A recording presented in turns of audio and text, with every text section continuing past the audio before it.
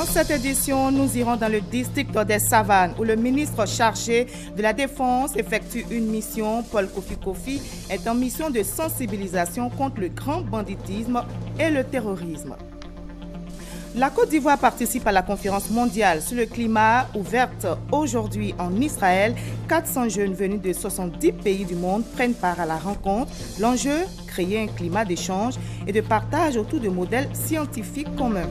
Le Fonds de développement EVA offre du matériel de production de semences améliorées à 50 groupements villageois de Côte d'Ivoire. Chaque groupement a reçu un appui d'environ 18 millions de francs CFA. Et dans l'actualité sportive, l'AS Tanda est champion de Côte d'Ivoire. L'équipe a battu ce dimanche le CO Korogo 2-1 et l'Ivoirien Salah Cheikh Cissé a remporté la médaille d'or mondiale du taekwondo. Bonsoir à tous, merci de regarder le journal de RTI 1. Nous partons tout de suite dans le district des Savanes où le ministre chargé de la Défense effectue une mission. Paul Kofi Kofi est en mission de sensibilisation contre le grand banditisme et le terrorisme. À Korogo, il a sollicité la collaboration des populations. On en sait plus avec Ouattara Amadou Walter de RTI Boaké. Orpaillage, trafic d'or et d'armes, coupeurs de route sont entre autres des activités liées au terrorisme. C'est l'information rendue publique par le ministre chargé de la Défense en mission dans le district des Savanes. Comme partout où il est passé, à Korogo, Paul Kofi Kofi a sollicité la collaboration des populations afin de permettre aux forces de l'ordre d'être plus efficaces. L'exemple d'un pays que je ne nommerai pas, où le phénomène de Boko Haram s'est développé parce que la confiance a été rompue entre les populations et les forces. Donc on vous invite vraiment à faire de la sensibilisation et aussi à aider nos autorités. Sollicitation du ministre bien approuvée par les représentants des populations qui promettent collaborer. Mais on est plus que prêts parce que nous tous nous sommes menacés par tout ce que le ministre a dit, que ce soit l'insécurité, que ce soit des attaques djihadistes, tous nous sommes menacés. Mais au-delà de ces menaces, moi, je préfère qu'il y ait une confiance entre les forces régaliennes, entre la justice et les populations. Nous vous demandons, pour tout ce que vous avez vécu comme difficulté, ou alors si vous avez des cas à signaler, n'hésitez pas. Rentrez en contact avec les autorités. Ils sauront rendre la parole sans que vous ne soyez indexés. Voilà, contre la population de Côte d'Ivoire, qui sont nos tuteurs, qui sont bien accueillis. Donc on veut vivre la paix. Ce n'est pas le problème vient de nous. Voilà. Donc nous, on ne casse rien. S'il y a un problème seulement, on va signaler à qui de droit. Pour les djihadistes, là même, là, moi, je lance cet appel là, à mes parents, à tous les habitants de Korogo, à tous les habitants qui sont dans la région de Korogo, de faire attention, de se méfier. S'ils reçoivent un étranger, de le conseiller jusqu'à fond, de le contrôler pour voir s'il est vraiment un vrai étranger. Après la rencontre avec les leaders communautaires, Paul Kofi Kofi s'est entretenu à huis clos avec les grands commandements présents sur place. Le PNUD, Programme des Nations Unies pour le développement, renforce les capacités des policiers et des populations dans le Gbeke. La formation vise entre autres à améliorer les relations entre forces de l'ordre et population. Le reportage de Hassan Khan est commenté par Kader Sogodougou. Les relations entre policiers et population sont parfois tendues. Cela à cause de certaines incompréhensions. La situation que la population déplore le plus, c'est le relaxement de souvent certains bandits qui ont été dénoncés et lorsqu'ils sont pris, quelques jours, on les retrouve dans la ville. Conséquence, un mur de méfiance se dresse entre eux. Pour mettre fin à cette situation, le Programme des Nations Unies pour le développement et l'Union européenne ont initié un atelier de renforcement de capacités au profit des policiers et des différentes couches sociales. Cette formation rentre dans le cadre d'un projet d'appui au renforcement du dialogue socio-sécuritaire. Il vise à améliorer les relations entre forces de l'ordre et population et favoriser également la professionnalisation de la fonction policière. Les participants saluent l'initiative. Aujourd'hui, je n'aurais pas peur de m'approcher de la police. C'est ces enseignements qui nous permettra de bien vivre dans la ville de Boaké. Nous avons vécu à Boaké depuis un certain moment, donc il n'y avait pas de police, il n'y avait pas de sécurité ici. Donc il fallait d'abord approcher la population pour leur dire que nous sommes les garants de l'autorité de l'État. Et petit à petit, je pense que le mur de la méfiance commence à s'estomper. Le projet d'appui au renforcement du dialogue socio-sécuritaire est une contribution des partenaires au développement. Cela va permettre au gouvernement ivoirien de relever les défis de la sécurisation et de la cohésion sociale. Reportage réalisé par Hassan Khan et Kader Sogodogo. La Côte d'Ivoire participe à la conférence mondiale sur le climat, conférence ouverte aujourd'hui même en Israël. 400 jeunes venus de 70 pays du monde prennent part à la rencontre. L'enjeu, créer un climat d'échange et de partage autour de modèles scientifiques communs pour un avenir tourné vers la recherche innovante. 3 étudiantes ivoiriennes apportent leur contribution, nous explique Franck Guadio. Université hébreu de Jérusalem, ici 700 jeunes venus de 70 pays du monde s'abreuver à la mamelle du savoir. La conférence mondiale sur la science est un rendez-vous initié par l'État d'Israël. Il s'agit de donner un visage plus humain à la découverte scientifique et la jeunesse est la cible privilégiée. C'est un rendez-vous pour tous les pays, un rendez-vous du partage et nous voulons que la jeunesse dans le monde s'intéresse de plus en plus à la science. Nous voulons simplement que les résultats de l'effort collectif servent aux générations futures. Des jeunes sélectionnés selon leurs aptitudes scientifiques et face à eux, pour cette première journée, une quinzaine de prix Nobel de sciences, des chimistes, des physiciens entre autres, quelques jours de transmission du savoir, de quoi générer de l'enthousiasme. Je crois que l'opportunité, c'est de les mettre en contact avec des experts scientifiques qui peuvent leur exposer des problèmes importants en cours d'études, qui peuvent leur donner l'envie d'en savoir plus et l'envie d'étudier et d'approfondir leurs connaissances sur un certain nombre de sujets. La Côte d'Ivoire est présente à ce rendez-vous.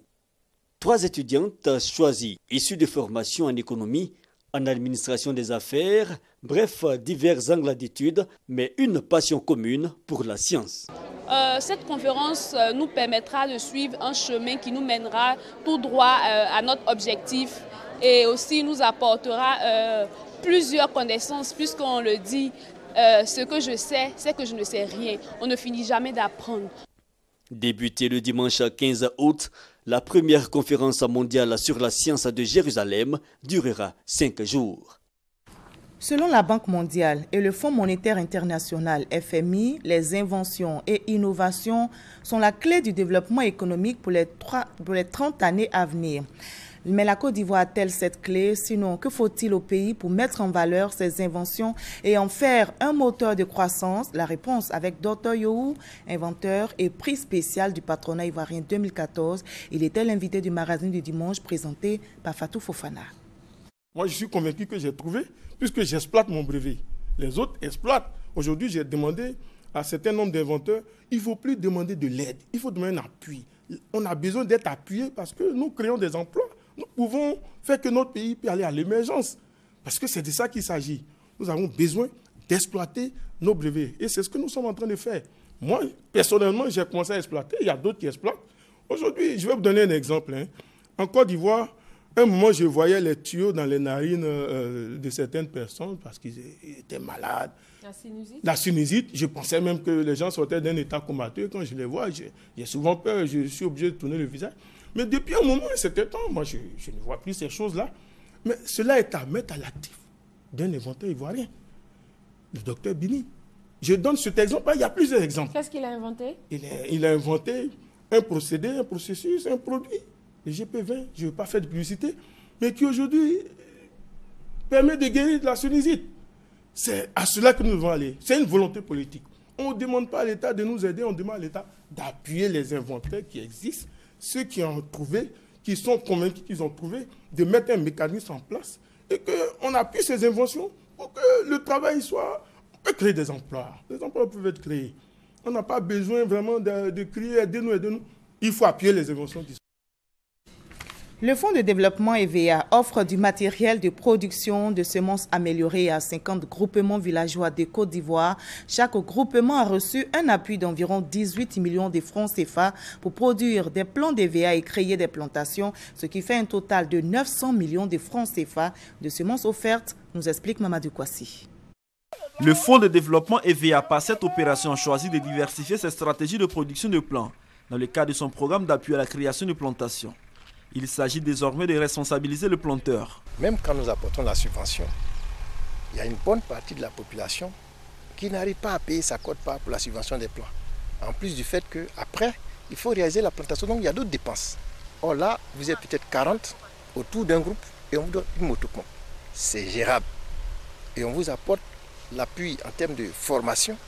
On vous donne quelques intrants et vous réalisez des plans, mais dans les conditions techniques les plus recommandées.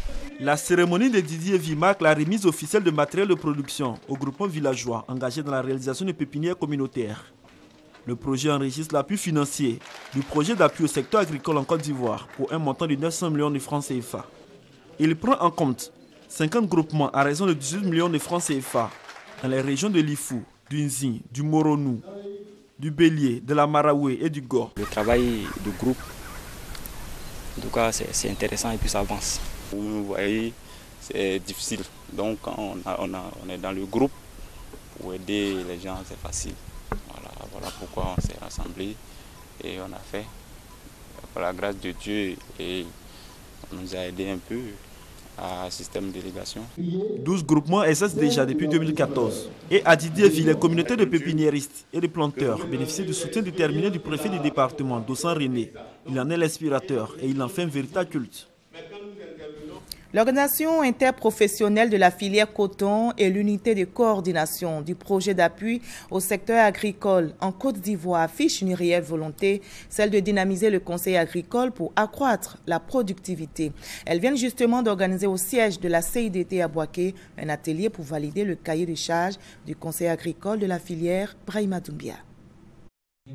3 jours durant, sociétés cotonnières, producteurs et partenaires ont réfléchi sur l'amélioration du cahier de charges, base de la contractualisation du conseil agricole. Il s'agit de mettre à la disposition du Fonds pour la recherche et le conseil agricole, FIRCA, chargé de gérer la contractualisation de cette activité, avec des structures d'encadrement de la filière coton, un cahier de charges consensuel. Il y aurait un programme de tournée de sensibilisation sur le terrain pour informer les producteurs et les sensibiliser, surtout à la récolte et au stockage du coton avant la commercialisation. Et c'est là, bien entendu, qui va nous permettre en fait d'avoir de la fibre de très bonne qualité et surtout des meilleurs prix au niveau international. Pour les 3 prochaines années, c'est le PESAC qui va appuyer Intercoton, qui va cofinancer le conseil agricole avec Intercoton. Et il était bon de réviser ce cahier de charges en fonction des visions des partenaires techniques et financiers. L'activité est financée par l'Union européenne dans le cadre du PESAC, l'Agence française de développement et le groupe de la Banque mondiale. L'objectif final de cet atelier est de booster le rendement actuel de coton-graines qui est de 1070 kg à l'hectare à plus de 1200 kg à l'hectare dès la campagne prochaine. Sachez que la Côte d'Ivoire a produit 450 000 tonnes de coton en 2015 contre 405 000 en 2014 et elle espère environ 500 000 tonnes au terme de la campagne 2015-2016. La population de la sous-préfecture de Nidrou, dans l'ouest de la Côte d'Ivoire, disent non à la pauvreté. Elles l'ont exprimé à l'occasion des 4e journées de développement dans la localité. Cadres, élus et populations se sont retrouvés pour mener des réflexions. Leur objectif est clair, faire reculer la pauvreté en milieu rural. Le reportage sur place de notre reporter Eve Bouy. Cultiver du riz et élever des poissons sur un même site, une expérimentation qui promet. 35 jeunes sur ce projet qui lutte contre l'insécurité alimentaire et la pauvreté en milieu rural. Nous sommes à Nidrou, dans le département de Kubli, à l'ouest de la Côte d'Ivoire. Pour le moment, on est sur l'expérience. Là, on n'a pas encore fait la reproduction. De telles actions au cœur des 4e journées de développement, les cadres de Nidrou veulent impliquer les populations à combattre la pauvreté. Des réflexions menées au cours de ces journées pour trouver des solutions aux divers problèmes de développement. Nous avons des problèmes de réparation, par exemple, des équipements collectifs. Nous avons des problèmes de diversification des sources de revenus agricoles. Nous avons des problèmes d'assainissement de la localité. Il y a tout un tas de problèmes que nous devrions solutionner en mettant nos énergies ensemble et nos modestes moyens ensemble. Une démarche à laquelle adhère le ministre d'État et ministre du Plein du Développement, Albert Touakes Mabry. De bonnes nouvelles donc pour Nidrou et pour le département de Kubli. Je m'engage personnellement à vous accompagner pour les travaux de finition du centre culturel qui est face à nous. Ma Kubli, avec la grâce de Dieu, les bénédictions des parents, ce sera une route qui va être bitumée. Des journées de développement, une initiative à soutenir et à généraliser dans tout le district des montagnes pour créer un cadre où filles et fils se retrouveront pour parler développement et pour se réjouir. Et le ministre du Plan et du Développement a achevé sa tournée dans la localité de Logwalé, c'est dans la région du Tonkpi. Le ministre Albert Mabry Touakes a procédé à la remise d'une clé d'une école primaire publique dans le village de Douélé et a pris part à l'intronisation du chef du canton Yati. On retrouve Eve Boué. Journée chargée pour Albert Touakes Mabry, ministre d'État, ministre du Plan et du Développement. À Gouélé, village de la sous-préfecture de Logwalé, il procède à la remise des clés de l'école primaire publique. 2 bâtiments réhabilités pour le primaire et un bâtiment entièrement construit pour la maternelle. Et cela grâce au conseil régional du Tonkpi. Un offre de soulagement pour le directeur, mais aussi des doléances.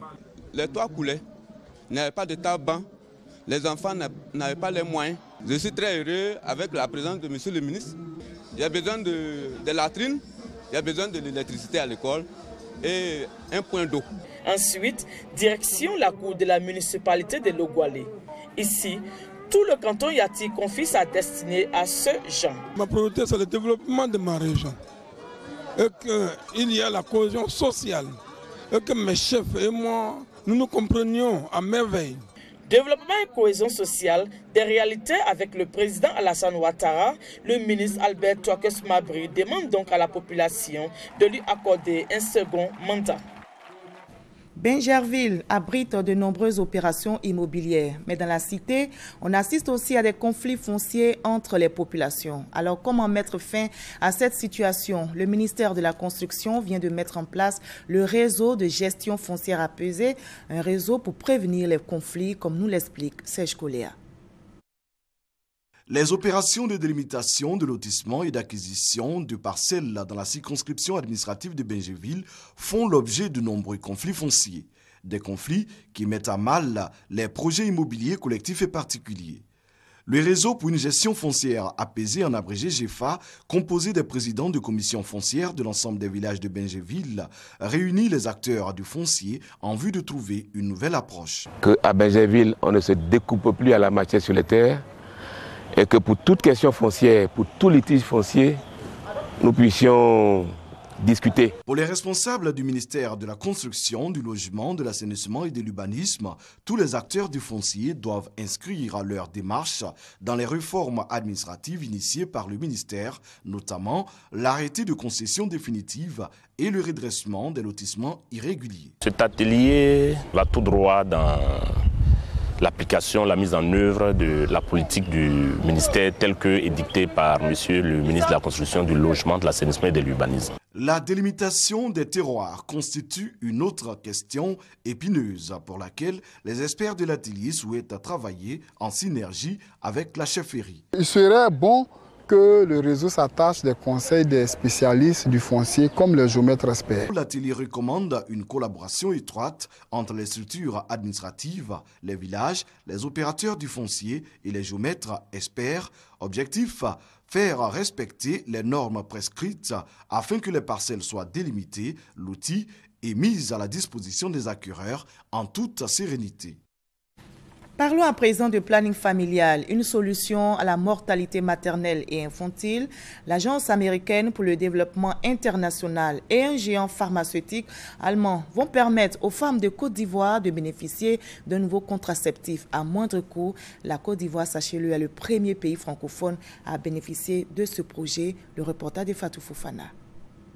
Le microgynon, Le contraceptif oral le plus utilisé au monde, désormais présent dans les pharmacies ivoiriennes à moins de 600 francs CFA.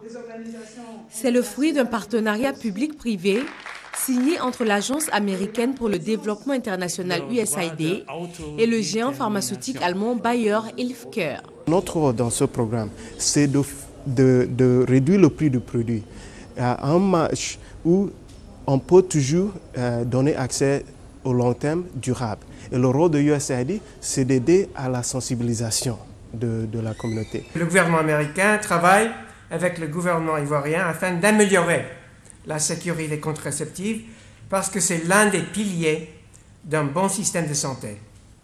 Et promouvoir la bonne santé est un élément fondamental dans le développement du capital humain de tout pays. Ce partenariat baptisé Initiative de la sécurité contraceptive est en vigueur pour la période 2009-2016. À ce jour, 8 pays africains en sont bénéficiaires sur les 11 retenus. C'est grâce à la planification familiale qu'on peut éviter les grossesses indésirables, qu'on peut éviter, qu'on peut baisser aussi de façon drastique la mortalité maternelle et infantile.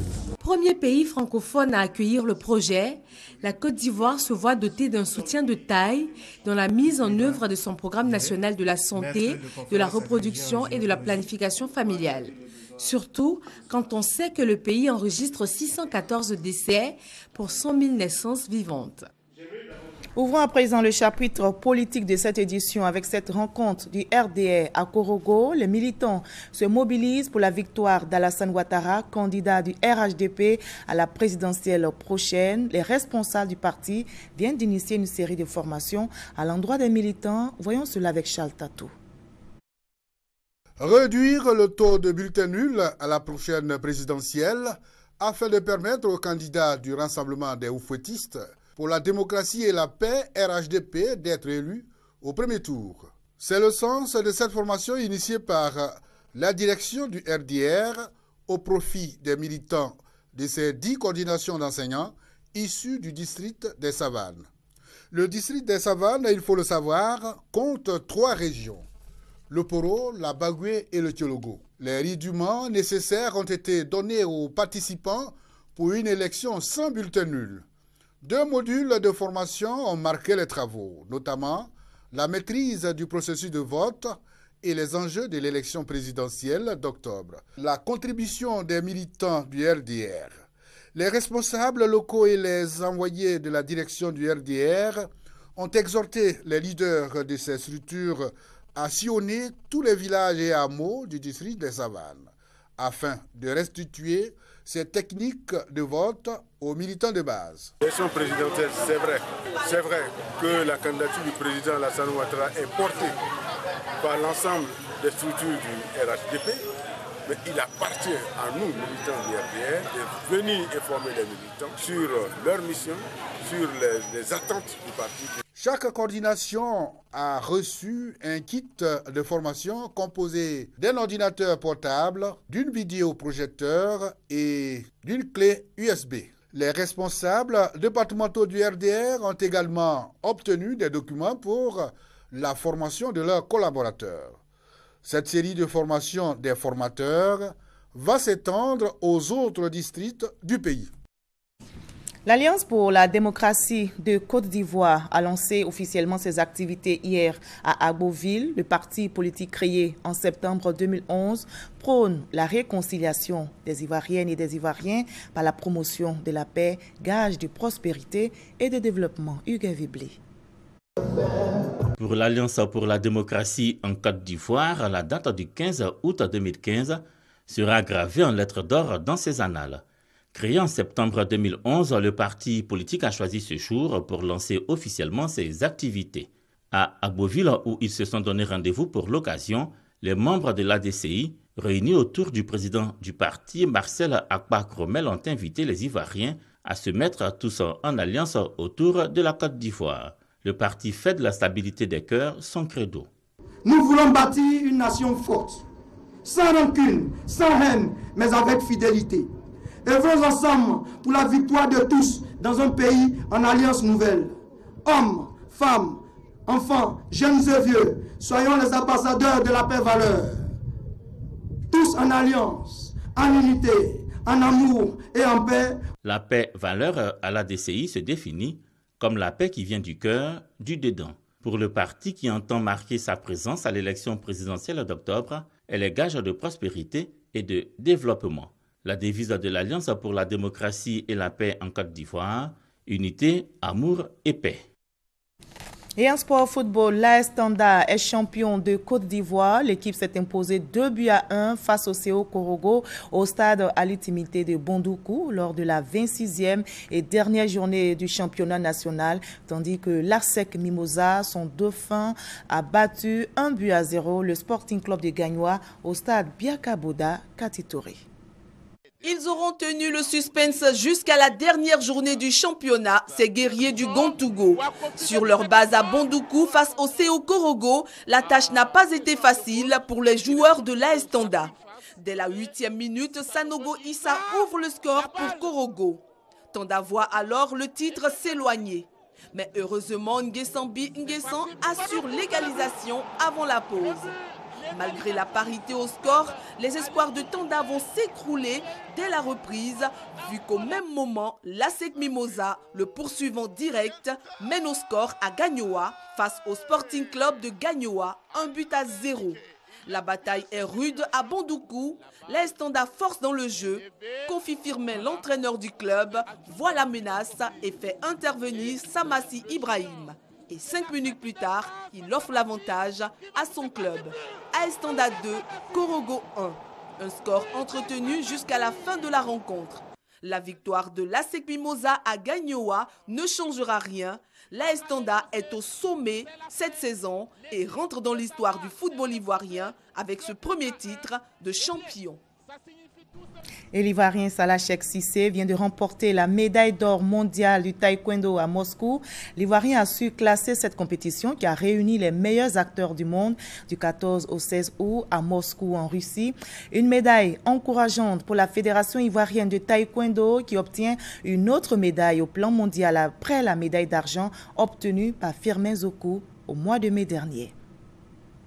Et des chrétiens venus de partout dans le monde se sont retrouvés en France pour le 142e pèlerinage de Lourdes. Voyons le parcours des pèlerins ivoiriens avec Eugène Atoubé, envoyé spécial à Lourdes. La basilique souterraine Saint-Pédis qui a abrité la célébration de l'Assomption à Lourdes. L'Assomption faite à Marie, point d'orgue de ce 142e pèlerinage. Signe de l'alliance nouvelle avec le Christ, l'aspersion avec de l'eau bénite des pèlerins. Monseigneur Georges Pontier rappelle dans son homélie que Marie est toujours là pour encourager le chrétien à la joie de la mission. Mais quelle est cette joie, sinon celle d'annoncer la victoire du Christ sur la mort? L'Assomption donne l'occasion aux chrétiens de suivre l'exemple de Marie, dont toute la vie, à la lumière des Saintes Écritures, était mission. Monseigneur Georges Pontier a fait comprendre que les actions de la Vierge étaient guidées par sa foi et la présence de Jésus à ses côtés. La montée de Marie au ciel, une invitation pour le chrétien, ajoute-t-il, à reconnaître qu'il a besoin de prière. Besoin de prière aussi pour le monde en proie à de nombreuses crises. La Côte d'Ivoire également, qui prépare les élections. Il faut qu'on puisse tous prier pour que tout se passe très bien. Parce que je ne connais pas un seul individu, une seule personne qui peut être heureuse si le pays va mal. Ce n'est pas possible. Nos intérêts personnels ne peuvent s'épanouir que dans l'intérêt général que représente la Côte d'Ivoire. En priant, en demandant l'intercession de la Vierge Marie, elle ouvre les portes, facilite l'accès du message du Christ aux autres. J'ai prié pour mon pays, la Côte d'Ivoire. J'ai prié pour que ce qui s'est passé en 2010. Je sais que Maman Marie va faire que ça ne va pas se passer cette année. Elle va toucher le cœur de chaque politicien, de chaque dirigeant. Et je sais que les élections vont bien se passer parce qu'elle va intercéder pour la Côte d'Ivoire. Les pèlerins ivoiriens, ceux venus de Côte d'Ivoire et ceux venus de diverses régions de France, s'en sont remis à Notre-Dame de Lourdes pour une Côte d'Ivoire fraternelle, unie et prospère. L'antenne Côte d'Ivoire de l'association Notre-Dame de Salut, sollicitée partout pour les services et l'animation de ce 142e pèlerinage à Lourdes, aura donné un écho favorable à l'appel des chrétiens de Côte d'Ivoire à aller en mission dans la joie.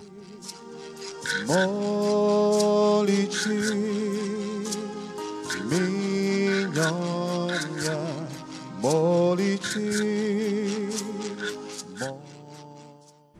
L'avion disparu en Indonésie a été retrouvé. L'appareil transportant 54 personnes s'est écrasé au-dessus d'une région reculée de Papouasie, dans l'est de l'Indonésie. Parmi les passagers portés disparus, 5 enfants et 5 membres d'équipage. La carcasse de l'avion a été retrouvée par des villageois. Et un autre crash, cette fois-ci en Afrique du Sud. Un avion médical namibien qui transportait 5 Sud-Africains s'est écrasé aujourd'hui près de la ville du Cap. Il n'y a aucun survivant. Les 5 occupants de l'appareil, le pilote, son copilote, un secouriste, le patient et sa fille sont tous décédés. Au Brésil, la présidente Dilma Rousseff traverse une période de forte turbulence. Affaiblie par les scandales et la crise économique, les 2/3 des Brésiliens réclament sa destitution. Ils étaient des milliers à manifester ce dimanche, comme vous le voyez, à travers le pays pour réclamer de nouvelles élections ou la destitution de la présidente de gauche, Dilma Rousseff, embourbée dans une triple crise économique, politique et de corruption. C'est ici que l'on s'arrête pour ce 20h. Merci à vous tous de votre aimable attention. Ce journal a été supervisé par Jean-Jacques Kwame, réalisé par Ricardo Somon et Sophie Brou. À 23h, vous avez rendez-vous avec Maïsako. Demain 20h, à Lydia Rassouba.